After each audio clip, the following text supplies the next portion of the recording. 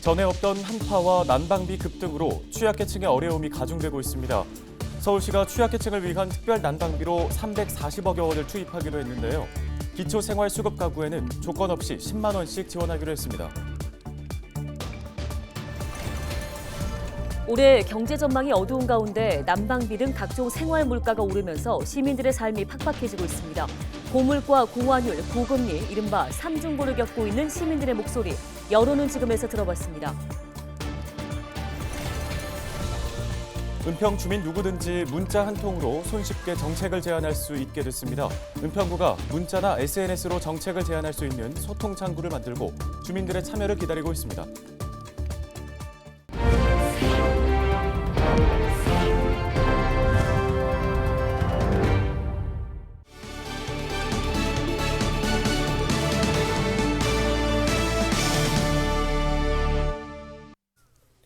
시청자 여러분 안녕하십니까? 헬로티비 뉴스입니다. 첫 소식입니다. 서울시가 취약계층을 위해 난방비 346억 원을 긴급 지원합니다.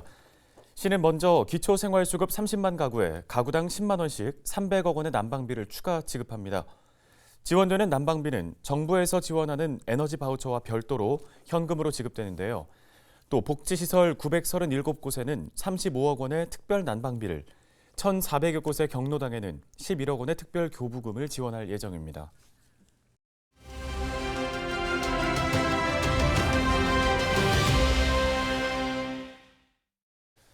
네, 앞서 전해드린 소식처럼 난방비 폭등으로 겨울나기가 더 힘들어진 취약계층을 위해 서울시가 특별 난방비를 투입하기로 했습니다. 공공요금 상승에 고금리, 고환율까지 삼중고를 겪으면서 경기 침체는 심화하고 있는 상황인데요. 네, 경제의 어려움은 시민들의 삶의 변화로 나타나고 있습니다. 여론은 지금을 통해 시민들의 바뀐 일상을 담아봤습니다. 서경 기자입니다. 올해로 4년째 이어지고 있는 코로나19 여파.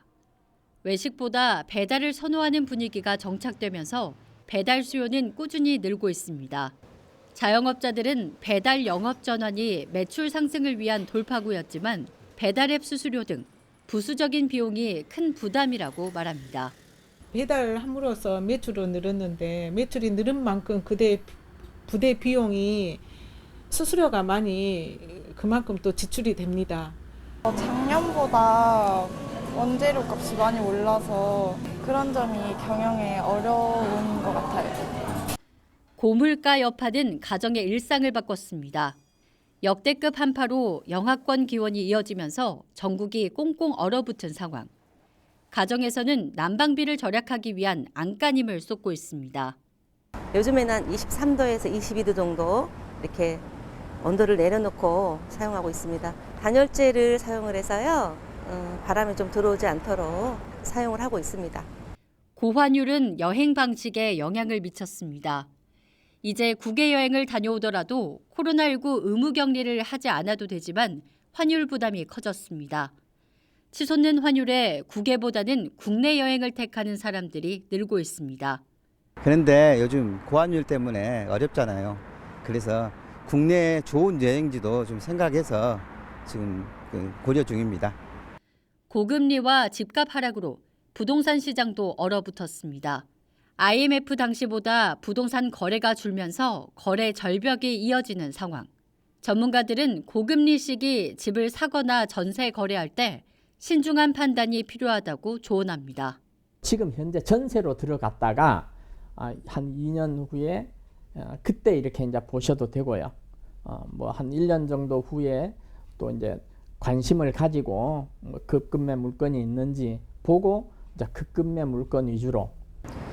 이렇듯 코로나19 장기화 속 고물가, 고금리, 고환율, 삼중고가 더해지면서 시민들의 일상에도 적잖은 변화가 나타나고 있습니다. 헬로티비 뉴스 서경입니다. 다음 소식입니다. 은평구가 지역 주민들이 손쉽게 정책을 제안할 수 있는 소통 창구를 개설했습니다. 은평구는 누구든지 언제 어디서나 문자로 정책을 제안할 수 있는 통해라 은평을 시행한다고 밝혔는데요. 정책을 제안하고 싶은 주민은 010-2353-8939번으로 문자를 보내거나 카카오톡 채널 통해라 은평으로 제안하고 싶은 내용을 보내면 됩니다. 은평구는 정책을 제안한 주민에게 심의를 거쳐 5천 원 상당의 온라인 상품권을 지급할 계획입니다. 양천구가 국민권익위원회 주관 2022년 공공기관 청렴도 측정에서 7년 연속으로 종합청렴도 2등급을 받았습니다. 양천구 종합청렴도 점수는 전국 기초지자체 평균보다 8.4점 높은 85점을 기록했는데요. 이번 평가에는 내외부 청렴 설문조사 결과인 청렴 체감도를 포함해 청렴 노력도, 부패 실태평가 등의 항목이 반영됐습니다.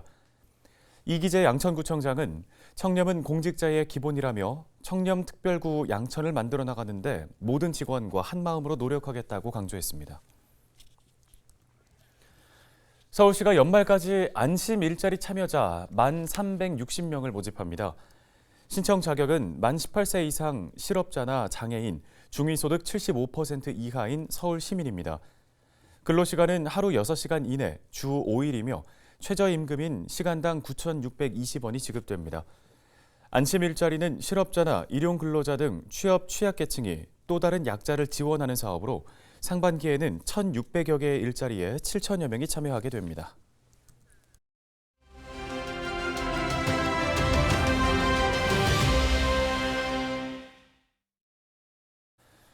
올겨울 최강한 한파가 계속되고 있습니다. 기온이 급격하게 떨어지면 차량도 동상에 걸릴 수 있는데요.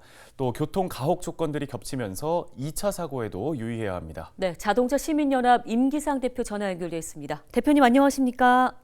네, 안녕하세요. 예, 날이 너무 춥다 보니까 차에 탔을 때 이러다 시동이 안 걸리면 어떡하지라는 걱정부터 드는데요. 한파 대비해서 자동차 점검 관리 뭐부터 좀 챙겨야 할까요?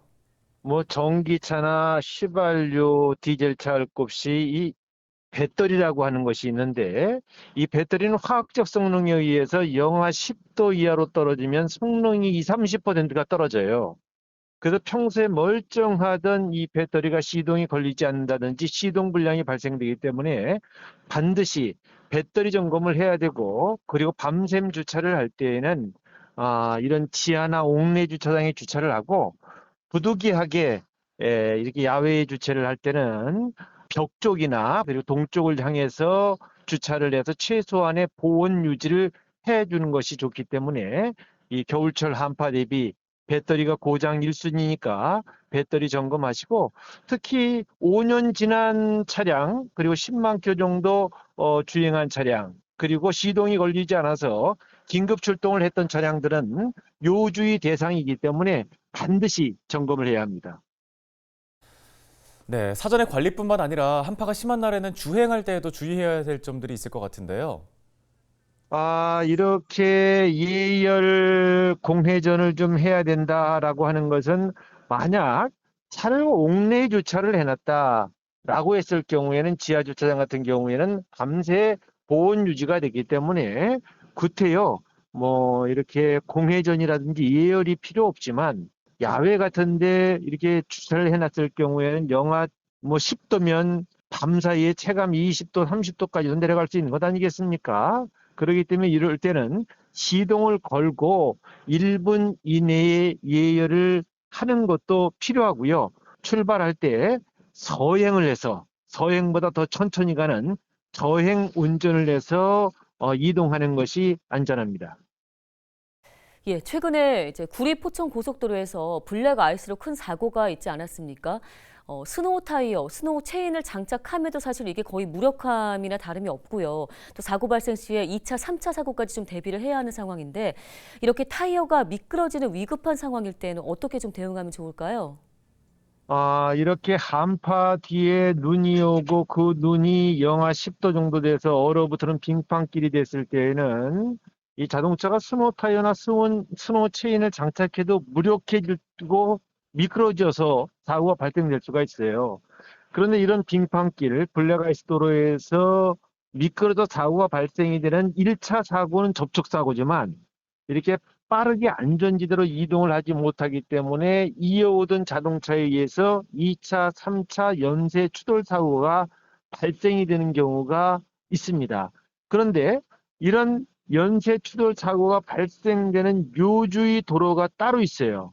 어디냐면 터널 부근, 터널 같은 경우에는 차량이 진입하면서 따뜻한 공기를 밀고 나오는 과정에서 기온차로 그 출입구에 이렇게 블랙아이스 도로가 형성이 되고요. 그리고 교량 위, 그리고 산간도로, 그리고 해안도로 같은 데는 블랙아이스 도로가 많고 연쇄 추돌 사고가 날 수 있는 도로이기 때문에 이러한 도로를 갈 때에는 반드시 감속 운전을 하고 급제동을 하게 되면은 말 그대로 차가 미끄러져서 1차 추돌 사고, 연쇄 추돌 사고가 날 수가 있기 때문에 절대로 급제동을 삼가하는 감속 운전을 해야 합니다. 네, 알겠습니다. 말씀 여기까지 듣겠습니다. 자동차 시민연합 임기상 대표였습니다.